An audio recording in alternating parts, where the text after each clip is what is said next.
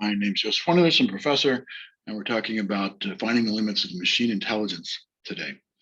And by understanding what people do, humans do, we're also going to compare it to a bug, a traditional computer, a type of neural networks, and symbolic AI, which is a different thing. So now I'll share screen.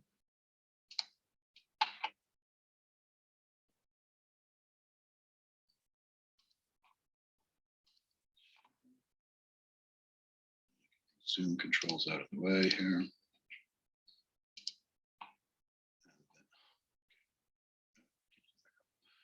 We're in here. So we're in this course right now, Computer Architecture and High-Tech Fundamentals. And we're down near the end. We've learned a lot of principles. Now we're getting a little bit philosophical. And so we want to talk about human versus machine intelligence. So I'm going to go in here. I think I'll work off the PDF. And so how smart is anything? So you don't have to go into these papers here. This is a deep dive into how to make computer neural networks, chips like that kind of thing, and top down versus bottom up. I'm not going to even dig in here, but what this means is the bottom up would be a biological kind of thing where you look at how the physiology, the neuroscience of the brain works, and try to make a chip like that particular one. Or you do a psychological model where you don't really care about the inner workings as much, but the behavior and how to adapt the behavior over time. And so I made two of these chips, or I made one and designed another one. So you can read that, but that's, I'm not going to test you on that. What we're going to look at is down into this one here, and it's down below here. And so it's really about this mental ability matrix here. Like, I'll probably hand this out and we'll have a discussion about this. And I have a little presentation that we'll do with this too. But I'll just show you this matrix here. So this is the original 40 things. And so what I did was, when I started gathering this information for a course, I just surveyed the students, and I started out with some basic things like the SAT. What's that? Well, okay, solving problems would be your math stuff and the knowledge that you have for your verbal skills. That's kind of in here. But learning and adapting, well, that's not really your SAT, right? So right away, we have more than two. And then learning and adapting is another thing. And then what about your motor coordination? Well, that's a separate thing, and acquiring energy. Well, these aren't the first, the original 7. I should have them listed here, but it's mainly these first 4, and then a couple more. And then I did some research on robotics and things, and autonomous vehicles, and what you would want.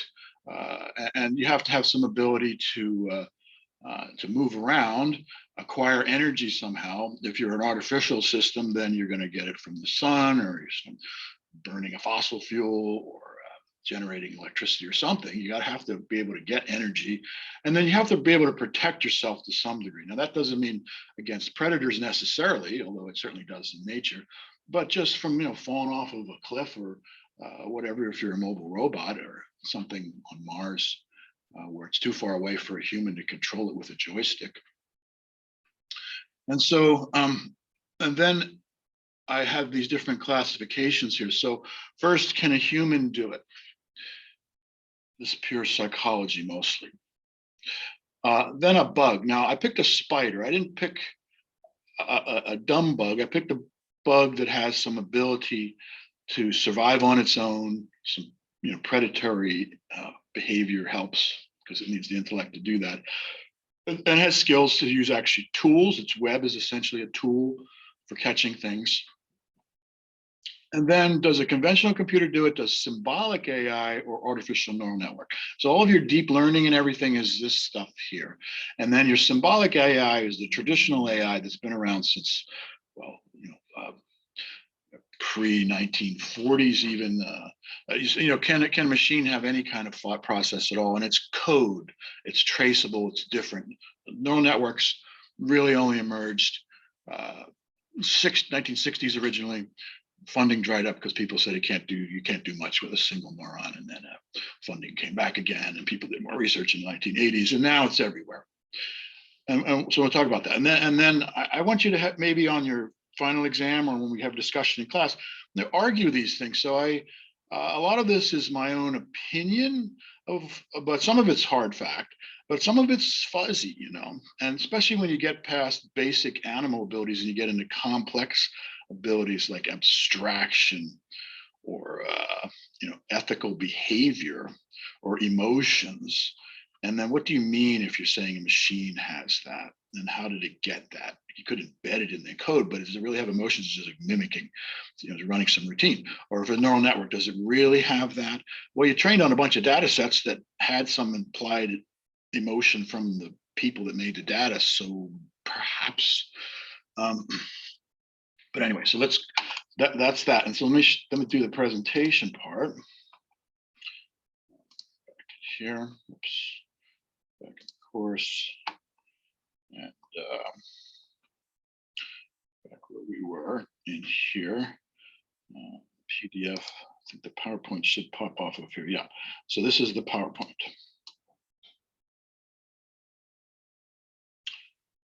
Or PDF of the PowerPoint. Let me make it fit the screen nicely. Nicer.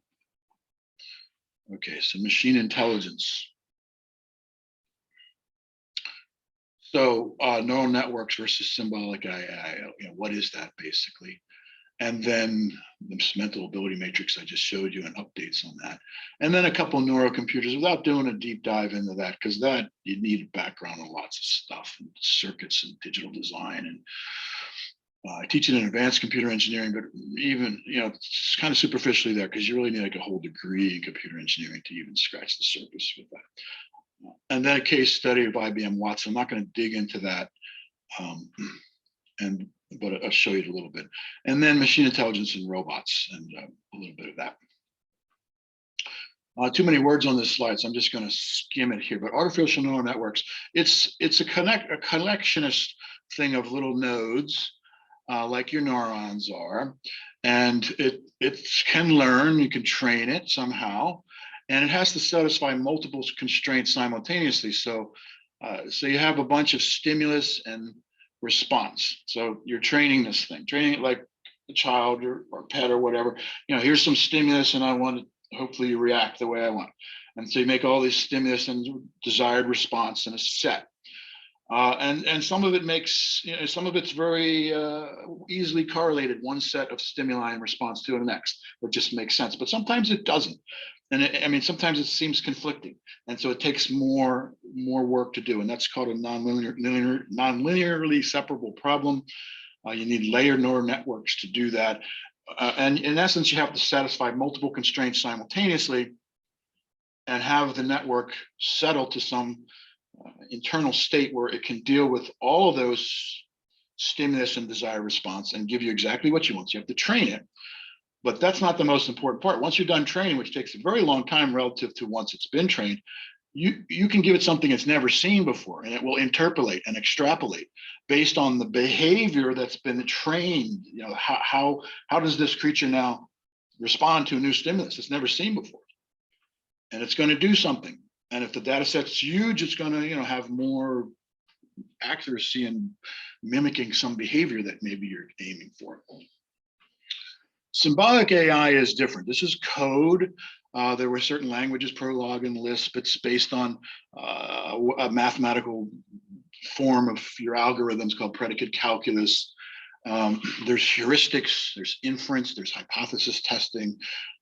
Expert systems is one type where you just get an expert and you ask a real person expert what they would do in a certain situation, and then you encode their response into the behavior of the AI system.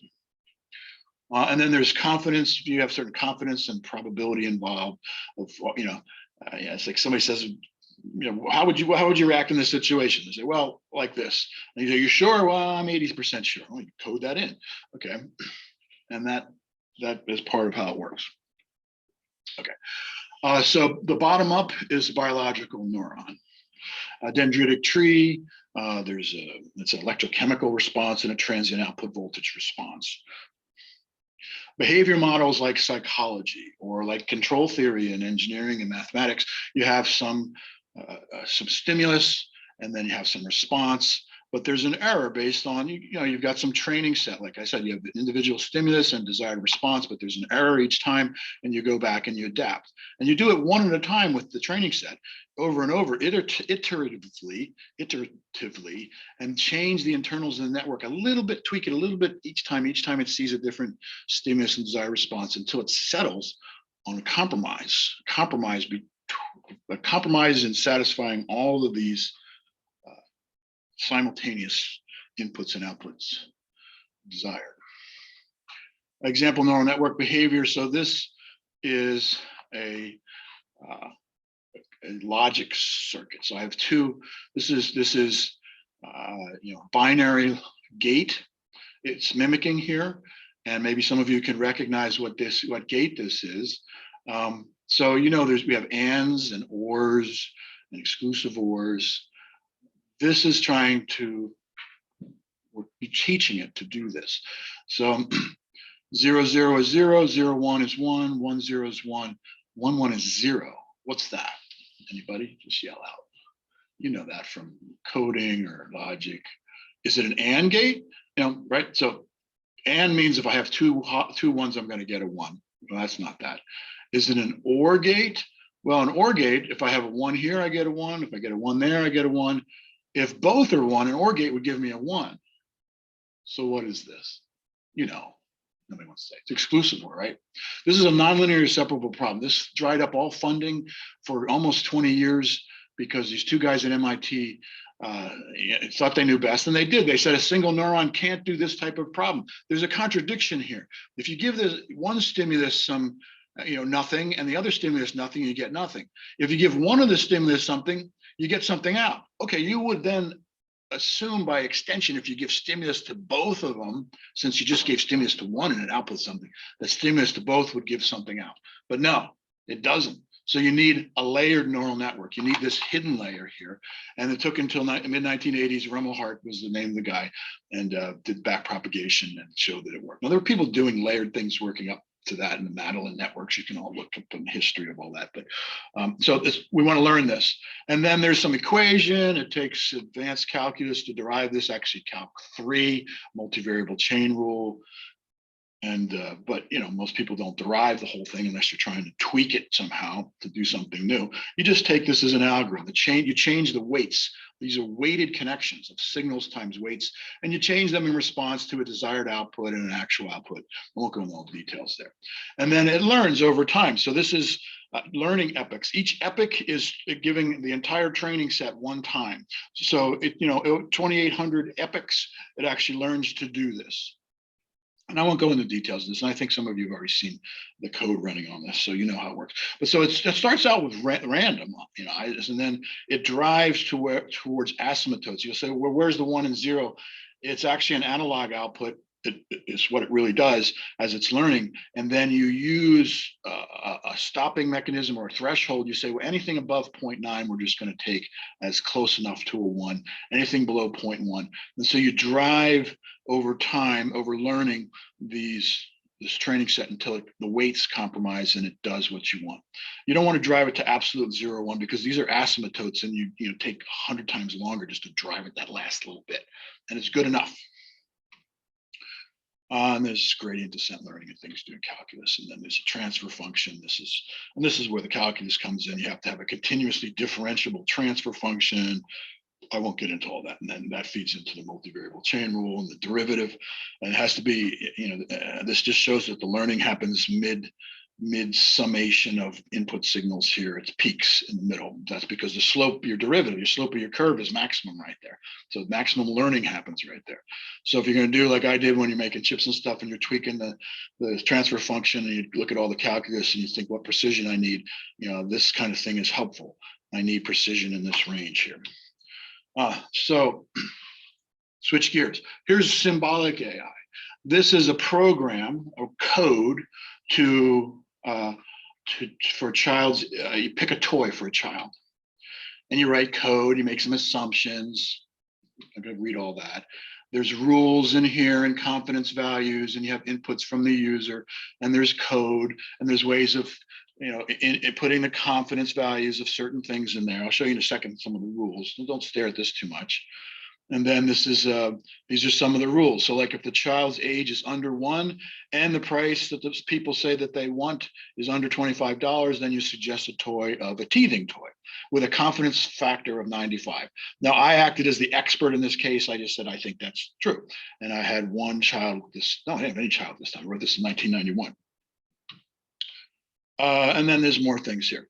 And then we do a trace, just make sure it works. And there's code, and it's traceable. That's key. This is code that's traceable. Neural network's not traceable. Just you do a data set and the weights change, and good luck figuring out unraveling it if you have, 1 million neurons now in the data sets with millions of pieces of data. And then some things just to notice in here. With age changed to from 1 to 3 and gender changed to male, the output changes to boys' toys. So oops, maybe I had gender bias in here by accident. Sorry if I did. This was 1991. It was long before my children were born. But I was assuming that if it's a male boy, if it's a boy, give him a hammer and pegs and, a hammer and stuff. If it's female, give her a doll. Well, then I had a little girl, and she likes to build stuff. And so there was gender bias in those rules. And so, you got to watch your code, but it's traceable. So I could go back into my expert system that I wrote and find those values I put in and see that, okay, it's unintentional, there's gender bias. Neural networks are not traceable. You got a huge data set. For example, and this has actually really happened, where you want to hire people. You're a huge Fortune 500 company. You've got 1 million people. You want to just have the computer do the initial screening before any person ever makes contact with an interviewee. So you start screening resumes. And then how do you make the screening software? Well, you take these huge data sets of all your past vice presidents and recruiters and everything, and you put that in, and you go back to the 1940s and you get all that data. But you see a problem that could happen there, right? What was in those people's minds? Was there racism, gender bias, age discrimination? Who knows what? It's in the data set. How do you unravel that? You just fed data to your thing, your creature that you created. And there's no code. There's no code. Right. So this is why you hear Stephen Hawking was complaining about this, and Elon Musk too. Be careful of what the AI does, because you're just throwing data sets at it. And the whole idea is not to have more, it's just to have less people involved. So you're not going to have people screening all that data for bias. You're just going to avoid all that and say, it worked before, worked in the 1940s, it should work now, right? Oh, wait a minute. Was going on in the 1940s. So now back to this. So I'm surveying people. This is, you don't want to do this right here. This is exercise I do sometimes. Who is the smartest person ever? What specific things define their smartness? Name a few of the most important things. So this is actually a survey, one of the types of surveys I gave a couple hundred people over a couple of years. And then, so here's this mental ability matrix. And without going into each one individual, I've got a little, I chunk them into pieces here. So I already took a look at this. And then complex abilities. And you see I've updated it here too. Let's go a little more here. What can a human do? I talked about that spider conventional computer. Now you understand symbolic AI versus neural networks. And then follow up, what would Watson's IBM thing I can talk about a little bit at the end. And more recent variations of Watson. Okay, so drilling down now into the mental ability. So this is the 42 that, and I've gone up the number actually from here also. Complex versus basic animal abilities. So this is where I want you to yell out if you think something's not right here. Anybody just scream out, or I mean, I'm recording, so you probably don't want to. But so the first two: acquire, retain knowledge, solve problems. Here's your SATs, your GREs, your MCATs. This is knowledge and problem solving. Just two of the 42. But I mean, it just determines all kinds of things. And then, well, what can a bug do? Well, a bug solves placing a web as a problem. It has to have knowledge of its environment and its prey. How big of a web? How strong of a web? Am I catching flying things? Am I catching crawling things? Am I avoiding being eaten myself, sitting on my web? Conventional intelligent machines. So I'm grouping everything together here in big sweeping terms because this ballooned into a huge amount of stuff. And it's still ballooning. Conventional and intelligent machines, right? Regular computers and the two forms of AI, artificial intelligence, neural networks, they solve problems and retain knowledge. Yeah.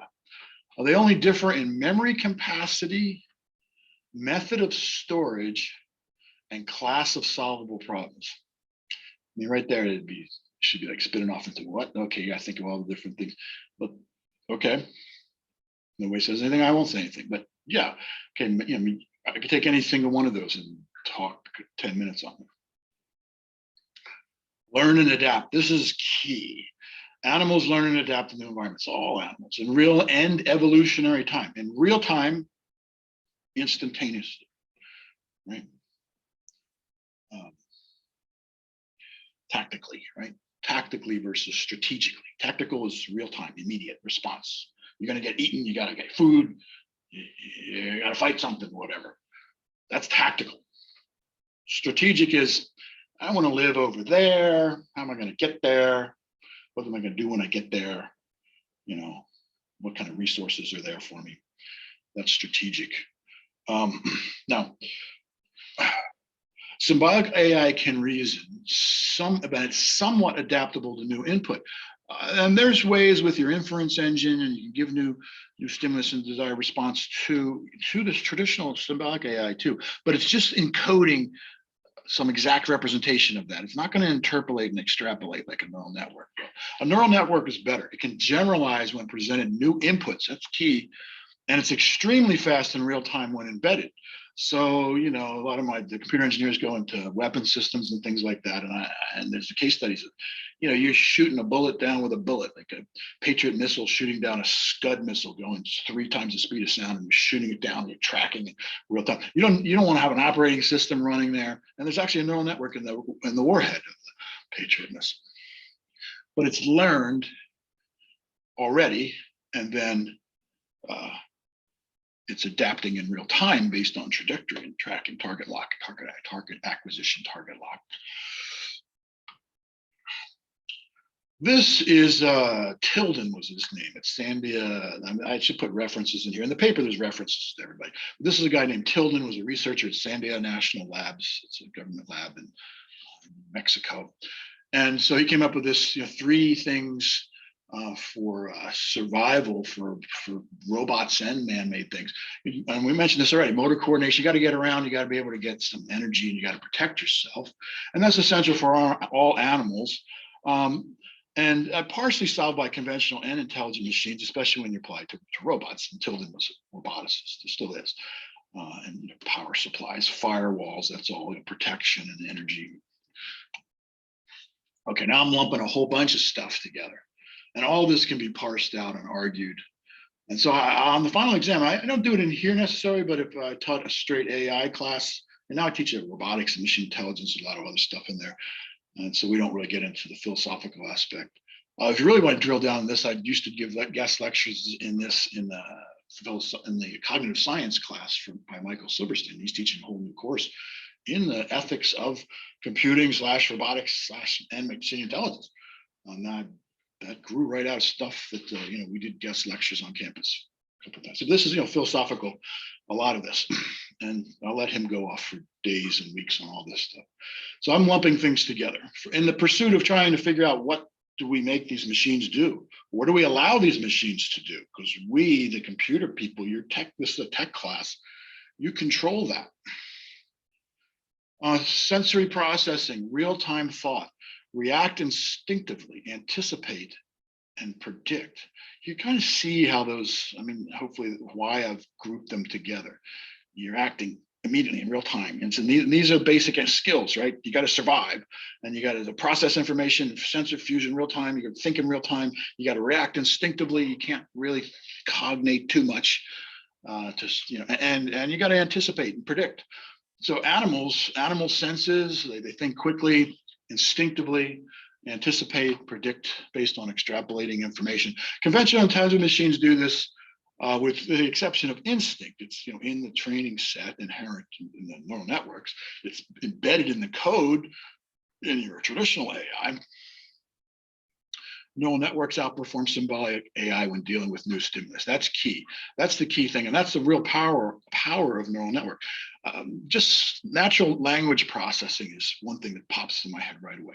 When I first started, when it first came out, there were two. There was IBM. When I was inside IBM then, it was called Via Voice, and then Dragon Speak came out. And it used to take 3 hours for either one of them to learn. You'd have to talk to it for 3 hours, and then it would basically kind of pick up your voice, and it would.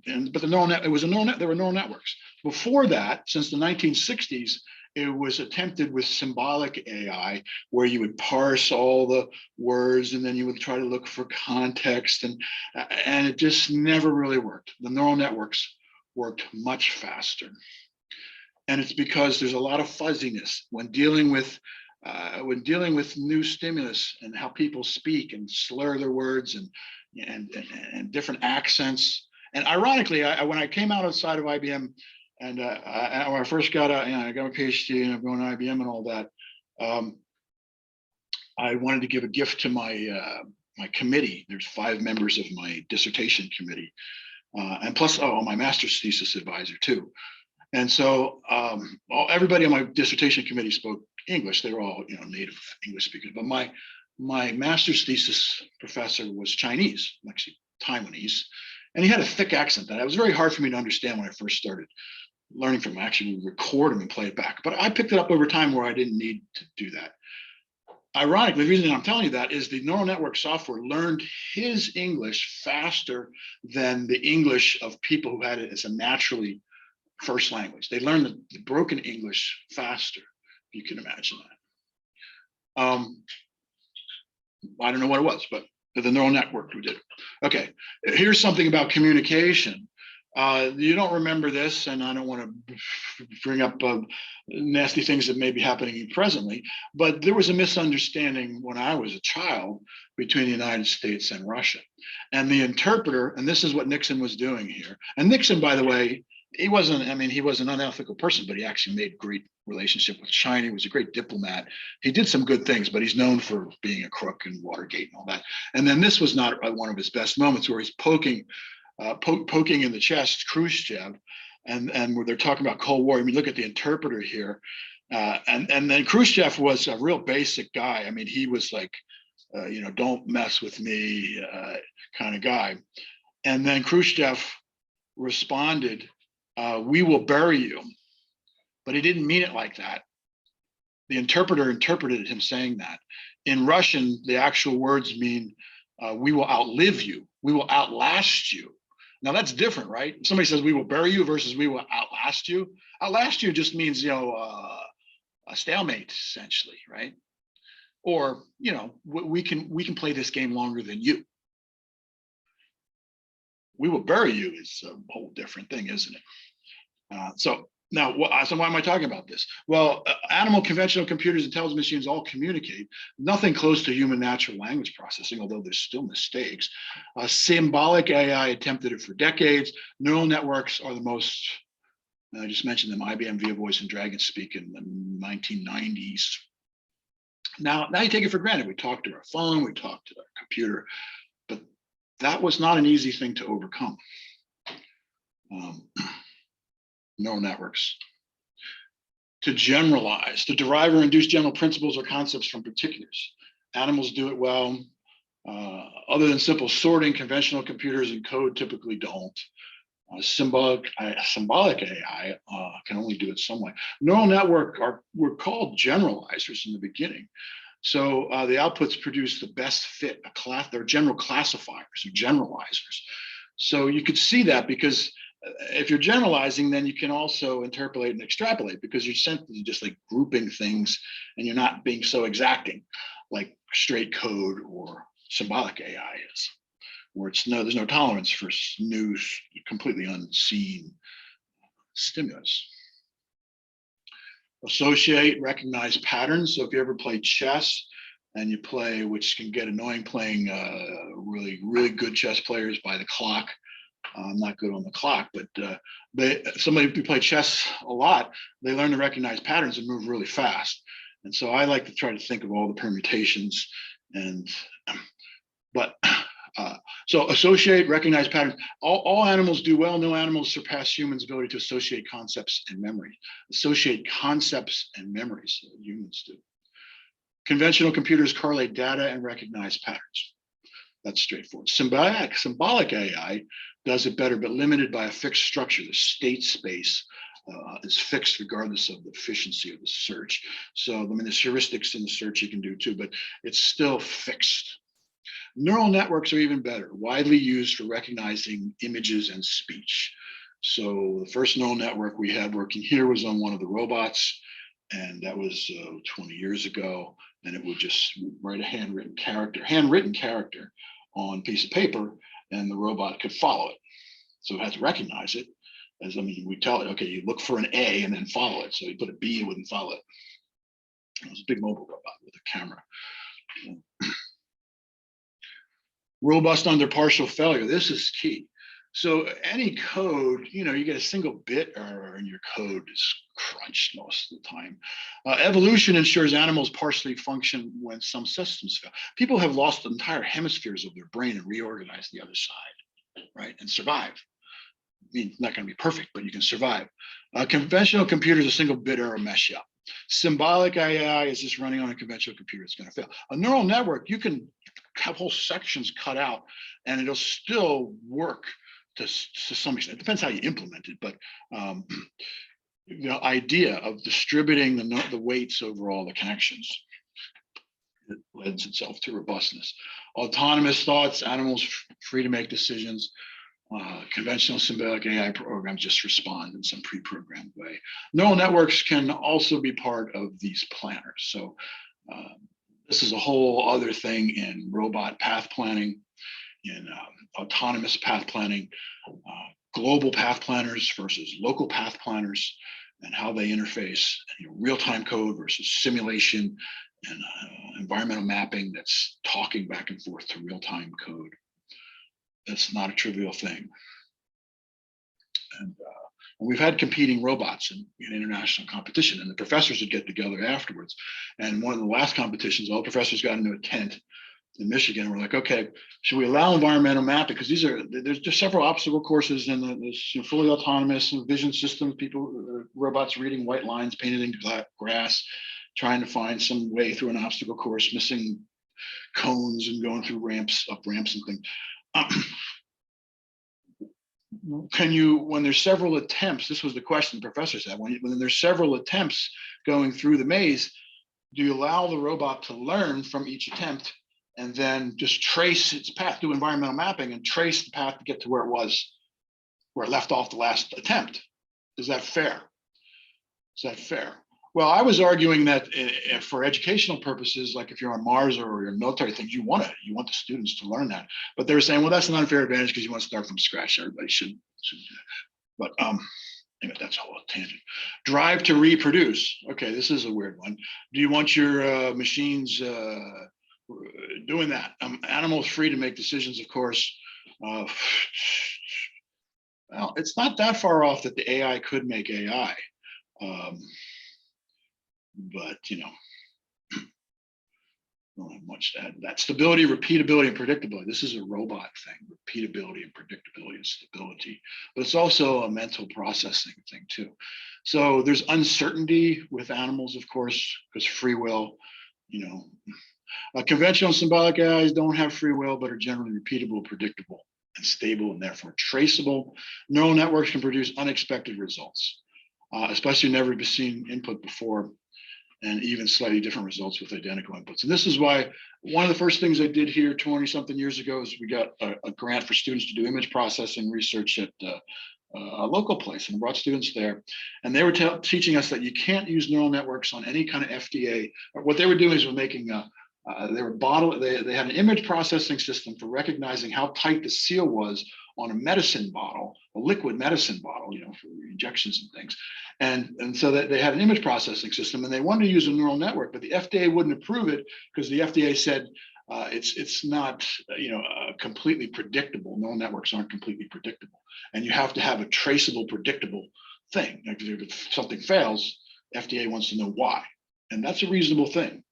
So I haven't looked recently to see how the FDA feels about neural networks for anything like that, but I agreed with their decision back then.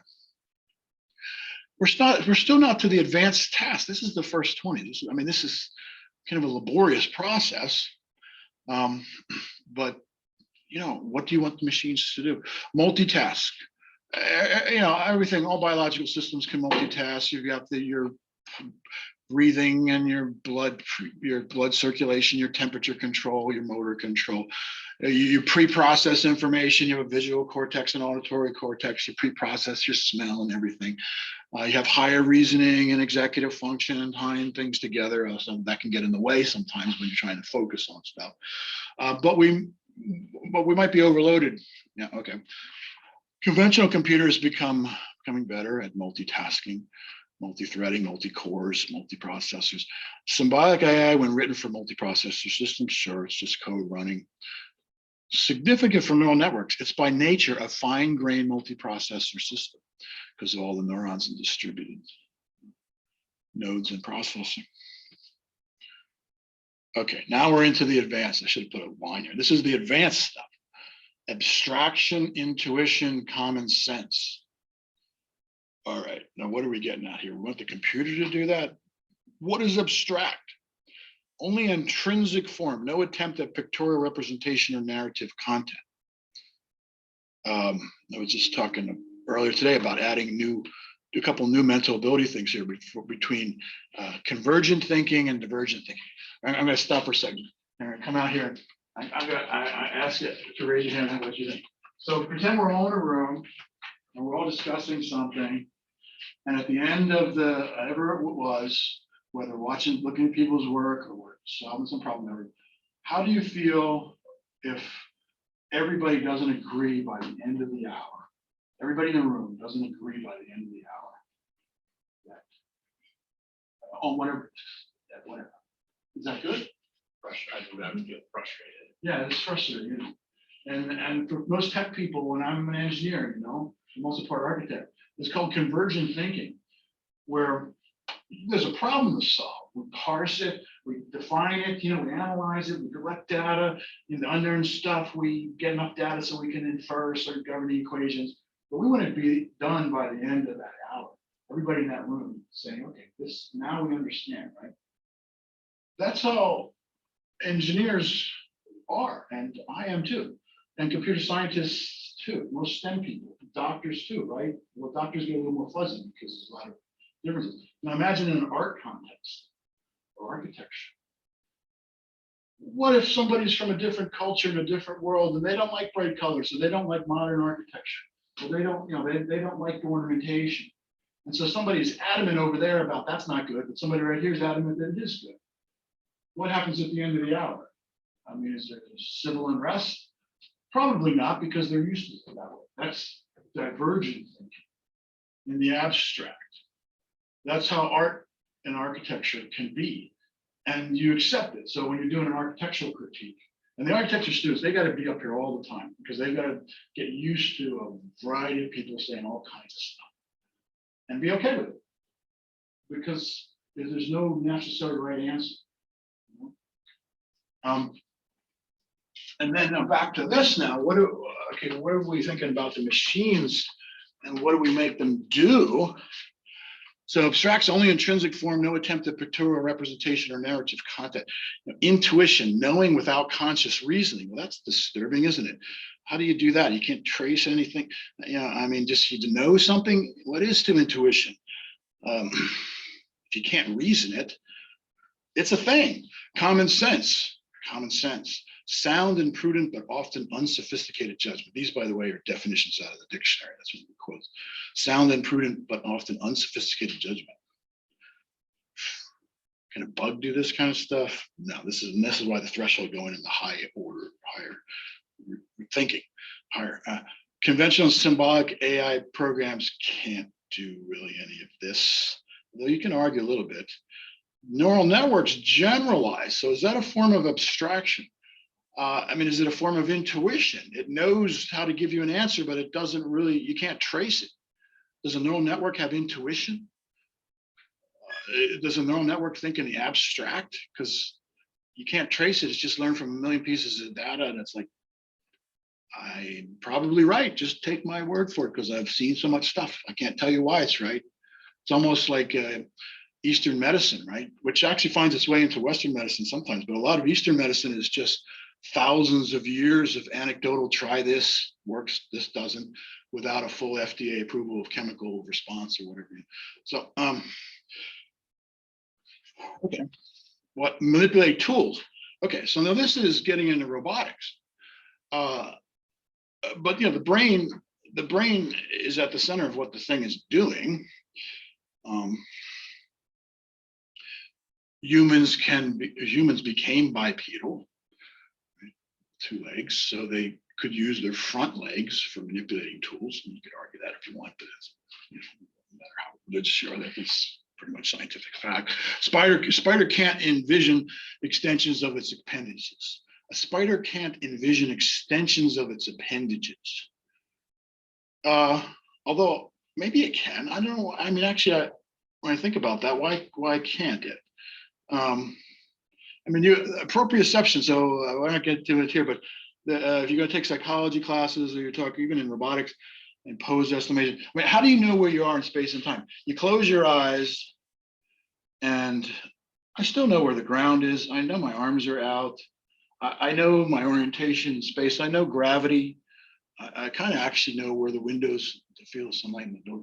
So, I mean, your proprioception, we can envision our appendages. And I think I would modify that now that I've seen this. And I think somebody might have argued that somewhere, I just don't remember, on one of my tests. Spiders can envision extensions of appendages. Otherwise, how does it know to, move its hands? And conventional intelligence machines can, if you're controlling a robot, that's the whole idea, is signals to actuators to position and orient tools. Robotic arms, manipulators, not only what the arm holds, but the arm itself is a tool to manipulate the physical world. And from the perspective of the computer, right, not just what's on the end at the end effector, the entire arm is a tool. Lumping these together, and the reason I'm lumping these together is because this is kind of how you classify symbolic AI and how they work internally. The heuristics, the inference, and hypothesis testing. Spiders, humans. Spiders, unlike humans, don't typically do that. They don't, consider every way to react, recognize when one scenario infers another. You could argue this. Solve problems by testing multiple hypotheses. Well, I think a spider actually probably does a little bit. So I would modify that. Conventional computers do somewhat. Symbolic AI, this is how you define symbolic AI. There's an inference engine, there's heuristics built into it, hypothesis testing, all the predicate calculus is the foundation of the algorithms that you code is based on hypothesis testing. So either whether you're forward chaining or backward chaining, there's things that you do. Most neural networks can't do this kind of stuff, but they somewhat infer results. So the heuristics, it's not really processing. So when I see inference engine, I assume that I can trace what the inference engine is doing. When I see hypothesis testing, I can imagine the predicate calculus, I can imagine the code, I can imagine defining it. And so it's traceable, it's understandable. And the heuristics too of pruning the subspace, and I've done this in a number of programs before, it's still a literal thing. The neural network can be doing this kind of in the background on its own this stuff, but I would not say it's doing any one of these things specifically on purpose in a way that I can see. But you could argue that. You could hopefully you see what I'm saying there in the difference. Okay, so we're getting mostly through all this now. So what about this self-discipline and impulse control and ethical behavior? Well, I put all that together. So humans override animal drives. Like, we feel like doing all kinds of crazy stuff. And if you drink, be careful, because if you ever want to do a brain scan of your brain, somebody drinking, the way our brain is, our animal brain's in the middle, and then we built a bigger shell on the outside, all the higher reasoning. And when you get drunk, it slowly shuts down the outside until you're just animal brain on the inside. So, and we override those animal drives. We have ways of controlling the impulse. And bugs, they're just instinctive little creatures. Conventional computers, not really. I mean, you could write certain code to do it, but in general, most conventional computers don't. Symbolic AI programs can incorporate rules. You can put the entire set of laws of the United States and our Declaration of Independence and all of our Constitution in there. You could put the Bible in there, right? You could make a program that has all that in there. So yeah, you could have it act ethically because it's mimicking what you have established as the ethical rules of society for humanity's sake, with your government, with your religion. Neural networks can't, however, you could be trained to respond ethically. So, this is a questionable thing. The reason I put can't is because it's, again, not traceable. So like in Symbolic AI, I could see the Bible in there. I could see the Constitution in there. I could see the rules. I could see the laws. If I was an attorney and trying to unravel what the code was coming up with as a decision, or what a judge would do or a jury would do, I could see that in the code. A neural network, you could just feed it a million case studies, and then maybe it would give you ethical behavior, but you got to be careful with that. Like even Watson, we probably won't have time to get fully into Watson, but when Watson was first being trained, it was given all kinds of material, and it started cursing, and it started showing some racism, and it was doing weird things, and it had something to do with, it was a combination of symbolic AI and neural networks, the way that Watson works. But if you can't trace it, and so it was just turned off, like you took away that feed and reset the machine. So, maybe you can make an ethical creature out of a machine, but you better be careful, because it might have its own sense of justice, right? How many times have you heard in history, in other courses, not this kind of course, where people committed atrocities and they thought they were in the right? They justify it by something, somehow, oh, God's on our side. This our religious doctrine says this, our people, this is for the common good of the people. Those people are our enemies because of whatever. The machine could do that if you're not careful, if you give it the wrong data sets and you're not tracing the code. Selective awareness, filtering. This is a little bit like the impulse control we talked about too, but this is a little bit different. Just being able to filter out noise and focus on tasks, ignoring distractions.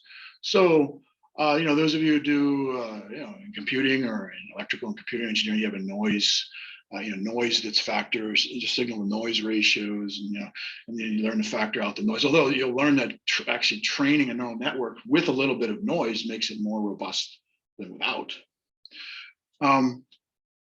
But you need filters nonetheless.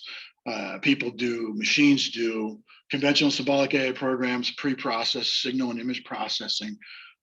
So there's filtering, right? Neural networks perform well with fuzzy input.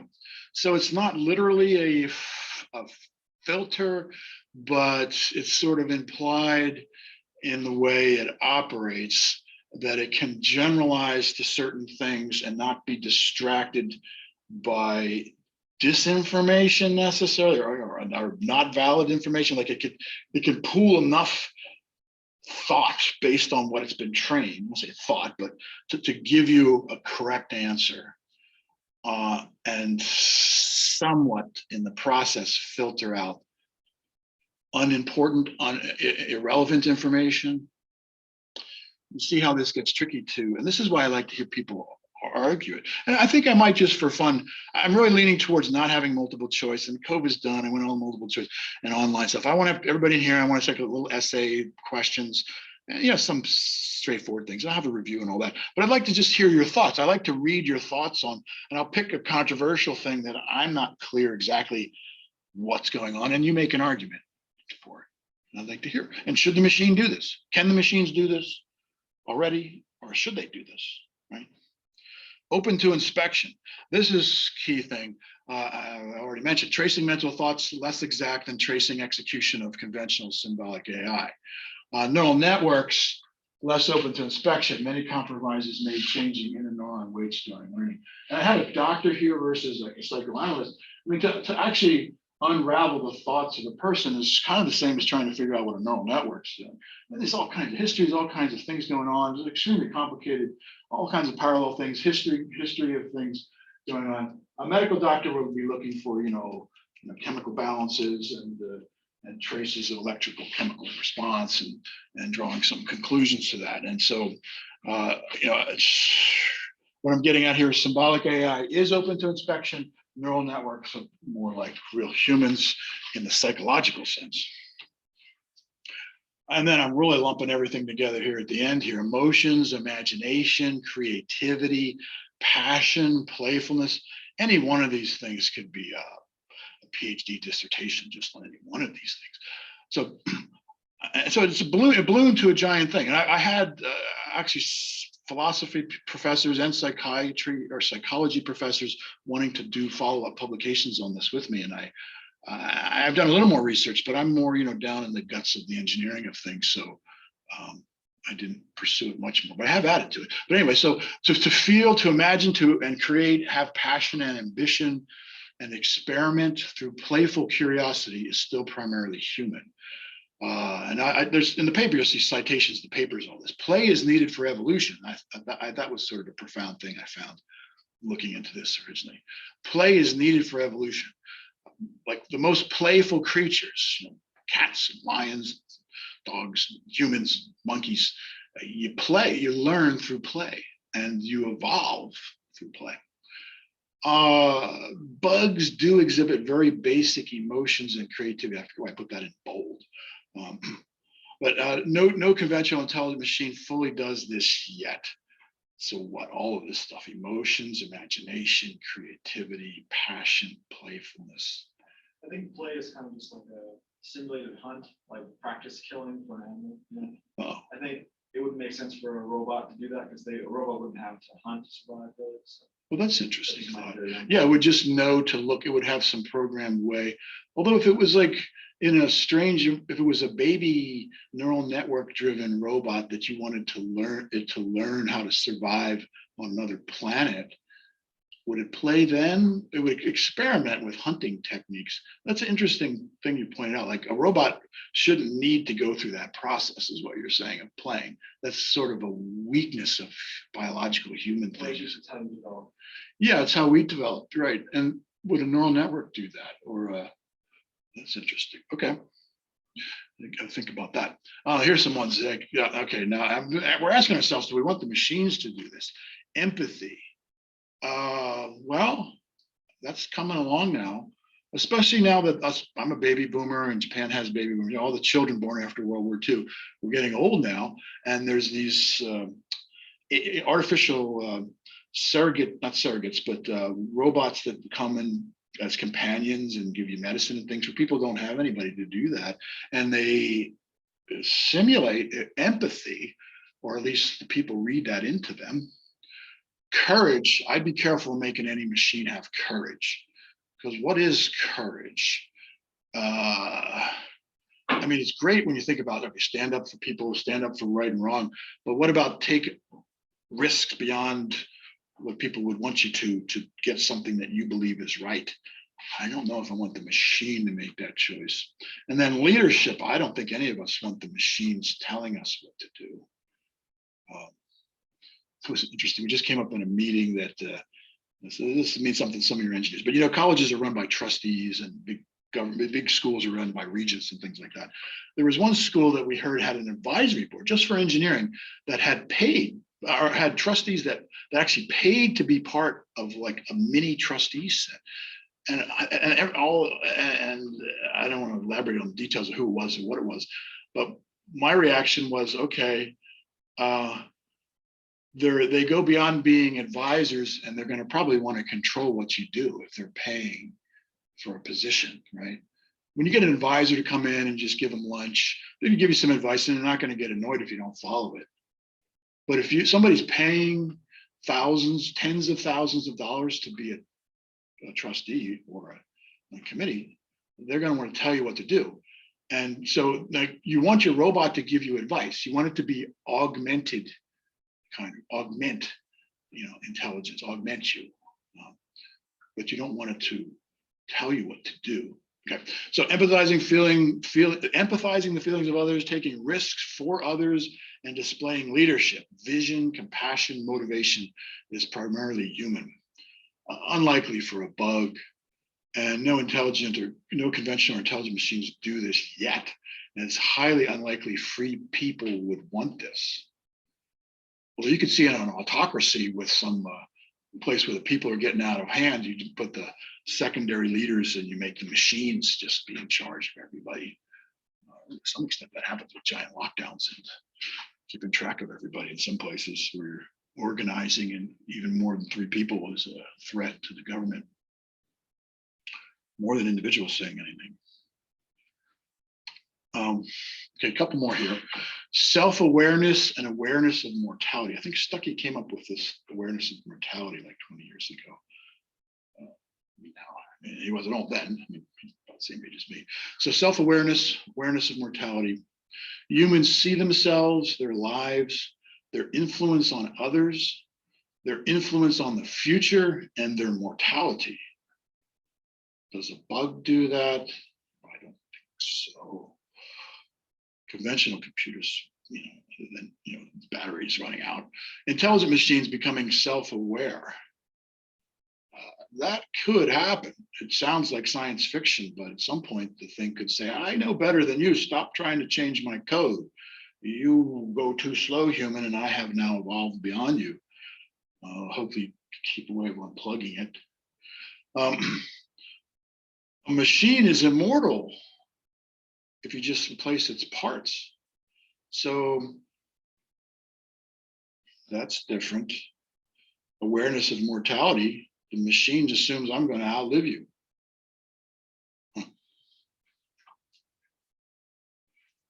Oh, just like 1 or 2 more here. All right, just one. Group psychology, social networking, and getting lost in the clouds. I just made that as a pun on words. So group psychology, work in groups. And this is more now than ever. When I made this paper 20 years ago, people weren't on social networks then. Now, COVID and everything, I mean, you're all connected to each other. It's part of your being now. Or you've isolated yourself, which, you have the choice during COVID. Unfortunately, there's 2 things. It's great to socialize, but I don't want everybody, hopefully not just to be in artificial collective devices, although it's better than nothing. Other animals work as collectives, not spiders, but ants, so collectives. Conventional computers, including mobile devices and intelligent machines, can be networked. Yeah, and this has led to group psychology, right? And for good and bad. The group psychology of watching bad guys and making sure they're accountable.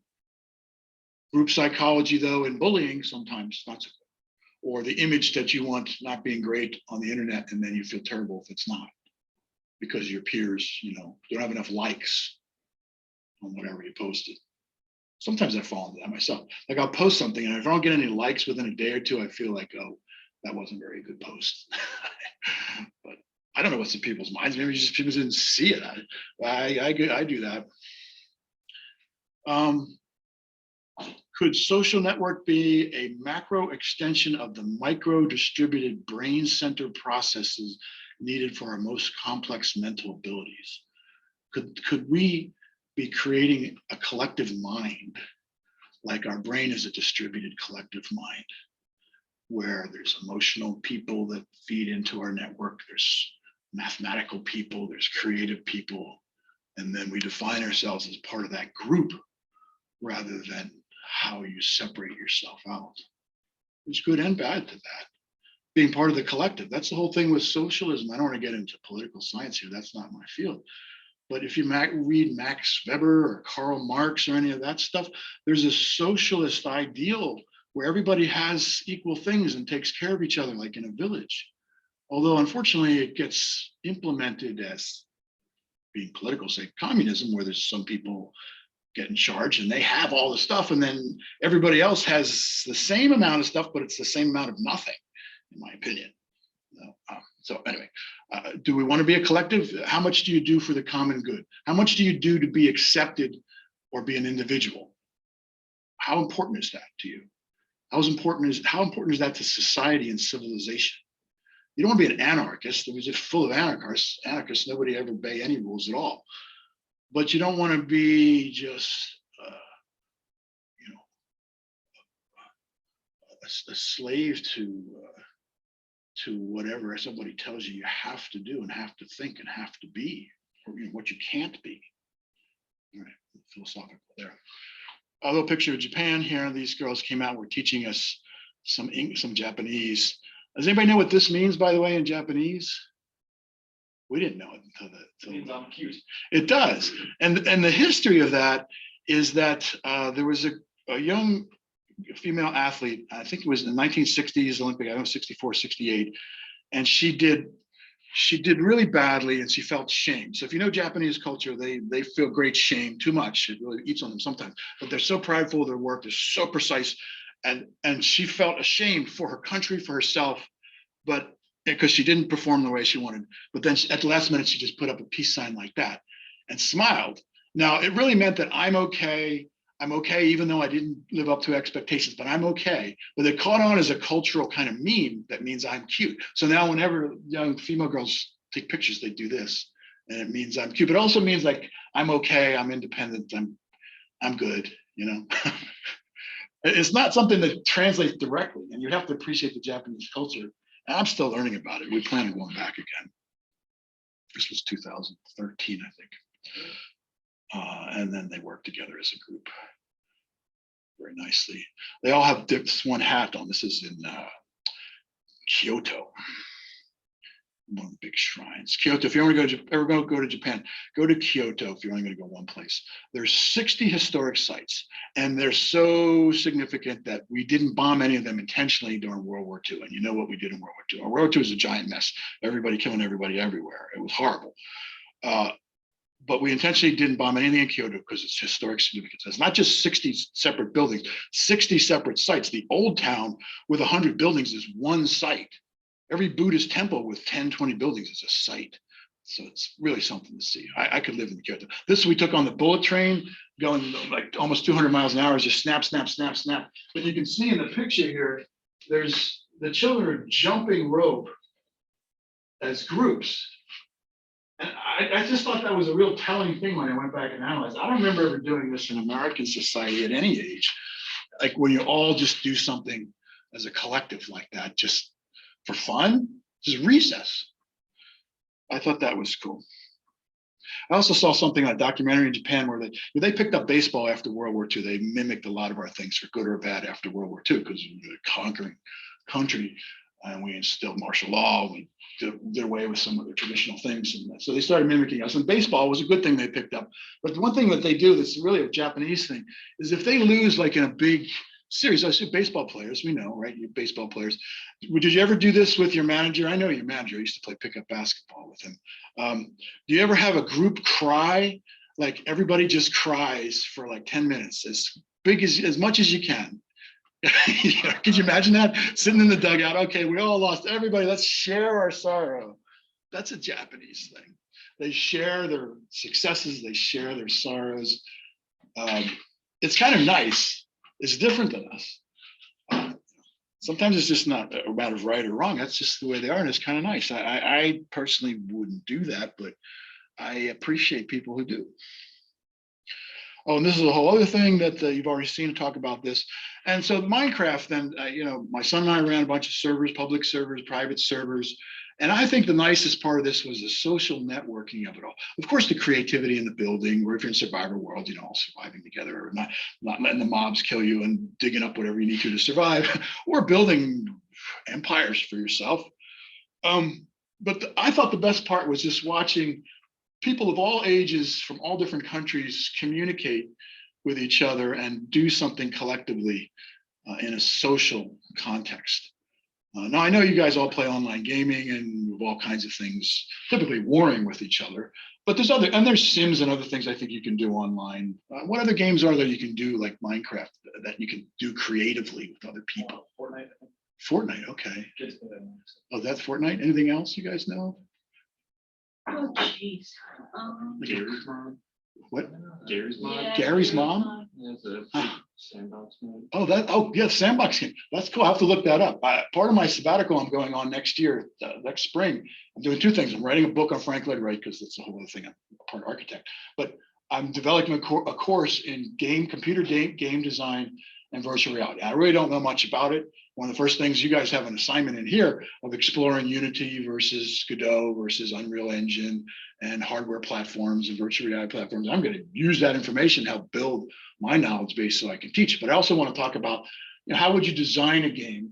And it's going to be a core class, so it's not going to be hardcore coding. I mean, I can't just ask core people to start coding, but I mean, maybe a little bit of Python, I don't know. But I want to get at how would you design a game and what is your purpose? And for it's, a sandbox creative kind of build game, I think is a purposeful thing to do, or, one assignment anyway.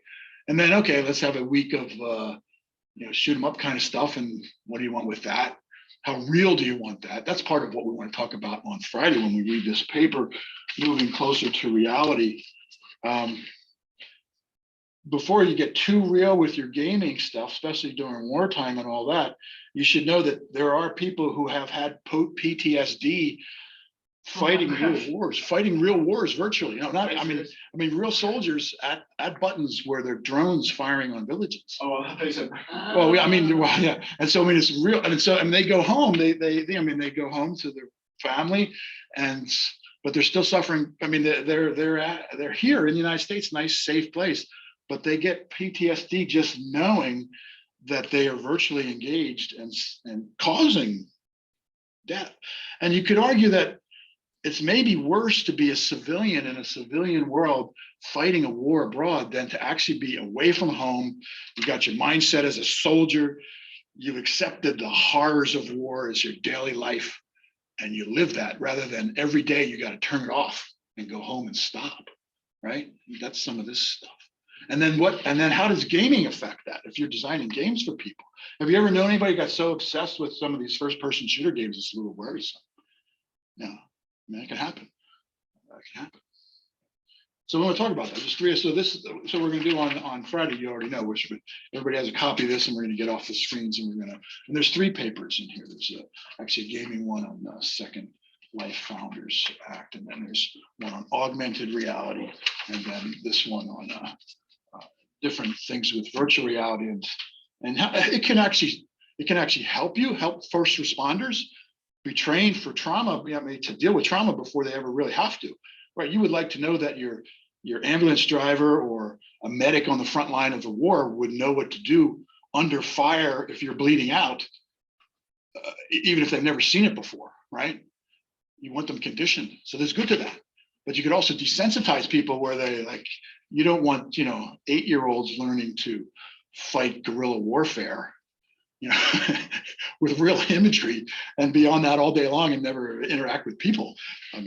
That's got to be problematic. So, yeah. And you've seen the group builds. We have videos, and if somebody's watching this on YouTube, go to my YouTube channel. You're already on my YouTube channel.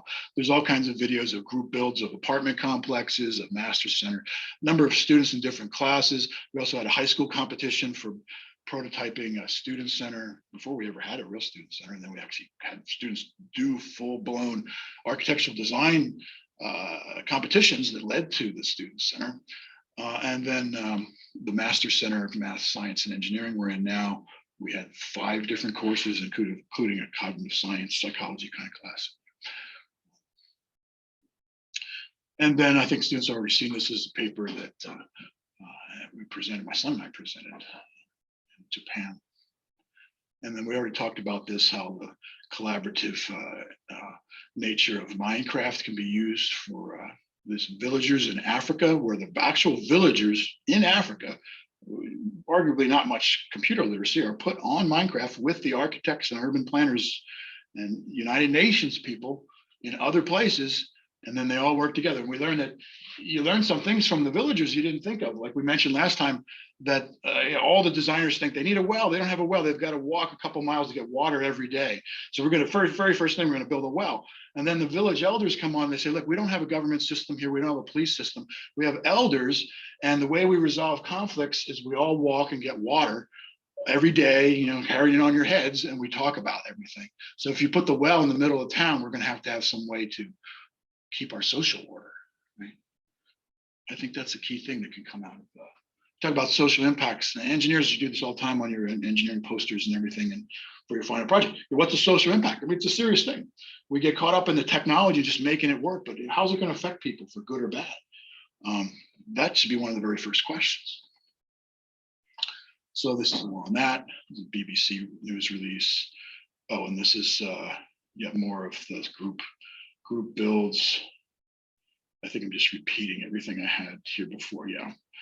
Oh, and then there's some more stuff to read. This used to be a very good frontline PBS investigative journalism thing that I think it's harder to find now. But you see that, and this is from 10 years ago, more than that, 20 years ago. And I wrote these papers down here 20-ish years ago. And then this was out, I don't know. But anyway, it's a real, this video, I could just summarize some of the things there. They saw that, for one thing, with technology, you may not be able to filter like you think. So they took what, you know, people who self-proclaimed smartest math people, engineering people on earth, all the MIT students, and they said, okay, how good are you multitasking? They said, oh, we're the best in the world, it's MIT. And they tested them, and they gave them like multiple tasks to do. And they were screwing everything up. They had no idea how bad they were at multitasking. You just assume you're good at it, right? So that's one thing. Another thing was they had detox kind of rehab camps for gamers in, I forget which Asian country it was. It wasn't Taiwan. It might have been South Korea, but people have actually died at gaming stations where they just stay there and they don't get up and eat or anything. I mean, that's happened. Or, I mean, something less than that, they're so obsessed they need to go away for 3 weeks to camp and detox. I haven't heard about that here, but we probably could use that with COVID, like detox from the screens. I'm finally coming out from the screen here. You know, I'm telling the YouTube people I'm still recording. And half the students aren't here because probably they want to watch online. They assume I will. Oh, now this gets on all the details of machine intelligence, top down versus bottom. I'm not going to go into all this, but this is the unknown art chip I made, just more computing stuff, papers. And then tons of detail. I'm just going to scroll through all that. You can see one's based on analog circuits, one's based on mathematical coding model of human behavior and psychology, neural network stuff. And this is a lot of details and numerical methods, ways of doing calculus with computing. I think, by the way, if I was going to pick one math course that I think all computer scientists and computer engineers should have, and probably electrical engineers too, is numerical methods, where you learn how to make algorithms out of your differentiation and integration and all of your governing equations, approximation methods, right? Make code. You typically don't. I took it at grad school. We saw this before. This is all mathematical models tweaking the neuron transfer function to implement one of the chips I made. I'm working on all that. That's more stuff. And I made a vector register single chip thing. This is 30 years ago. Not just a ton. Oh, and then and we're almost completely out of time here. So IBM Watson. I won't get into this here. If you take my robotics machine intelligence class, I'll teach it a year and a half from now.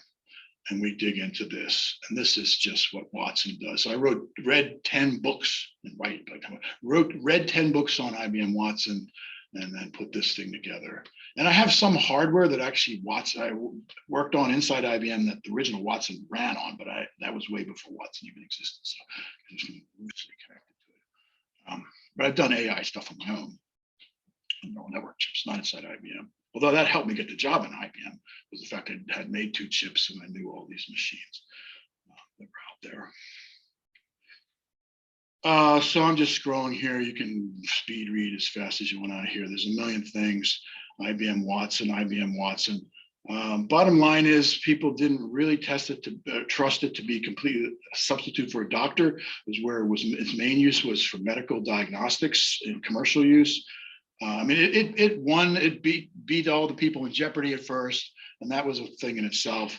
And then it got commercialized, got picked up by the cancer center, the big one in Houston. I forget the name of it. They decided not to use it anymore because they wanted the doctors to be more apart. And this is a nice little video we won't play now, but this is at Oxford University, and they have this little robot hooked up to Watson. So Watson is processing and the robot is speaking.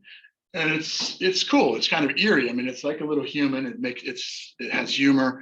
It's kind of cracking jokes and poking fun at everybody.